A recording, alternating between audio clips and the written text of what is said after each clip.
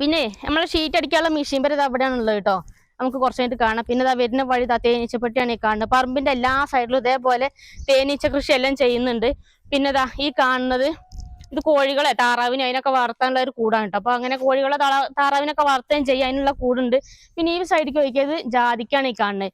ഏകദേശം ഒരു 10-60ഓളം ജാതി ഉണ്ട് ഇതേപോലെ നല്ല കായ്ക്കണ ജാതി നമ്മളെ ഒരു പറമ്പിൽ കേട്ടോ.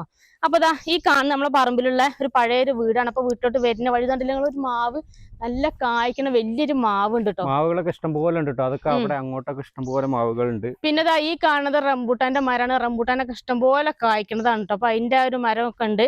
അപ്പൊ ഇനി ഇങ്ങോട്ട് പോവാ, നമുക്ക് ഈ ഒരു വീടൊന്ന് കാണാം. ഇങ്ങോട്ട് വരുമ്പോ ഇത് കണ്ടില്ല, ഇവിടെയൊക്കെ ഫുള്ള് തേനീച്ച കൃഷിയെല്ലാം ചെയ്യുന്നുണ്ട്. ചെറുതേനാണ് ഈ കാണുന്നത് കേട്ടോ. ഇതൊക്കെ ഫുള്ള് ചെറുതേന്റെ കൂടാണ്.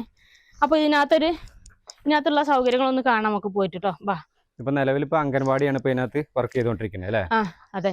ഇനിയിപ്പോ അഥവാ നിങ്ങൾ ഈ സ്ഥലം എടുത്ത് കഴിഞ്ഞാൽ നിങ്ങൾക്ക് വാടകയ്ക്ക് കൊടുക്കാനോ അങ്ങനെയൊക്കെ പറ്റുകയും ചെയ്യും.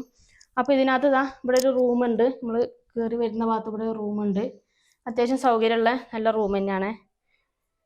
പിന്നെ നമ്മൾ ഇങ്ങോട്ട് വരികയാണെങ്കിൽ ഇവിടെയാണ് ഹാള്. അത്യാവശ്യം സൗകര്യമുള്ള ചെറിയൊരു ഹാളാണ് കേട്ടോ. പിന്നെ ഇങ്ങോട്ട് അപ്പുറത്തോട്ട് ഒരു റൂമാണുള്ളത്. അത്യാവശ്യം നല്ല സൗകര്യം ഉണ്ട് കേട്ടോ. എന്താ പറയുക, ഇവിടെ ഫുള്ള് സീലിംഗ് എല്ലാം ചെയ്തിട്ടുണ്ട്. അതുപോലെ ഫ്രണ്ടിലേക്ക് ഒരു നാല് കള്ളി ജനലൊക്കെ ഉണ്ട്. പിന്നെ ഇതാ നമ്മളിനി ഇങ്ങോട്ട് വരാണ്ടെങ്കിൽ അകത്തോട്ടൊന്ന് പോയി നോക്കാം. നമുക്ക് ലൈറ്റ് ഇട്ടോ, ലൈറ്റില്ല. അപ്പോൾ ഇതാ ഇത് ഹാളാണ് കേട്ടോ. അകത്തേക്ക് കയറി വരുമ്പോൾ ഇത് വലിയൊരു ഹാളാണ്. പിന്നെ നമ്മൾ ഇങ്ങോട്ട് വരികയാണെന്നുണ്ടെങ്കിൽ ഈ ഒരു ഭാഗത്തോട്ട് വരുമ്പോൾ ഇവിടെയാണ് അടുക്കളയെല്ലാം ഉള്ളത്. അടുക്കളൊക്കെ വലിയ അടുക്കള തന്നെയാണ്. ചെറിയൊരു കുടുംബത്തിനൊക്കെ നിൽക്കാൻ പറ്റുന്ന ഒരു വീട് അല്ലേ? അത്യാവശ്യം ഒരു ഫാമിലിക്ക് നിൽക്കാൻ സൗകര്യമുള്ള മൊത്തത്തിൽ ഈ 4 ഏക്കർ 30 സെന്റ് സ്ഥലം എടുക്കുകയാണെന്നുണ്ടെങ്കിൽ ഇനി ഒരു പണിക്കാരൊക്കെ കൊണ്ട് താമസിപ്പിക്കുകയാണെന്നുണ്ടെങ്കിൽ അതിനുള്ള സൗകര്യത്തിന് ഉള്ള ഒരു വീട് അല്ലേ? അതെ, സാധാ ഓടിട്ടൊരു വീടാണ് അല്ലേ? പിന്നെതാ ഇത് റൂമാണ്. ഇതിപ്പോൾ നമ്മൾ സിറ്റ് ഔട്ടിൽ നിന്ന് കാണിച്ചു തന്നെ ആ റൂമാണ് കേട്ടോ. റൂമൊക്കെ അത്യാവശ്യം സൗകര്യമുള്ള റൂമാണ്. നിലമൊക്കെ ഫുള്ള് കാവി ഇട്ടേക്കണേ. ഇനി ഇങ്ങോട്ട് വന്നാൽ ഈ ഭാഗത്തോട്ട് വരുമ്പോൾ ഇവിടെ ഉണ്ട് ഒരു റൂമുകളെല്ലാം നല്ല സൗകര്യമുള്ള റൂമാണ് കേട്ടോ. പിന്നെ ഷെൽഫ് എല്ലാം ഉണ്ട് റൂമിനൊക്കെ. ഈ ഭാഗത്ത് ഇവിടെ ബാത്റൂമാണിത്. ബാത്റൂമൊക്കെ ഉള്ളിൽ തന്നെയാണ്.